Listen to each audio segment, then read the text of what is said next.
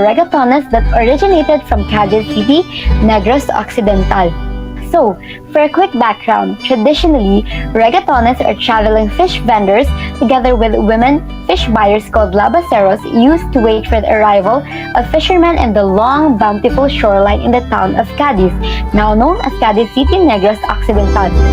When the fishermen arrive, they hurriedly run towards the bangka to select and buy the fish that they want to sell. The regatones sell the fish with the help of two paraca attached at the both ends of a long flat strip of bamboo, also called as tuwang-tuwangan, balanced on their shoulder. Until today, this kind of activity is still observed and practiced in the suburban area of Cadiz. While waiting for the fishermen, the regatones and women fish buyers teach each other by doing tuwangan and tricks in maneuvering their tuwang-tuwangan with a paraca that eventually developed into a folk dance.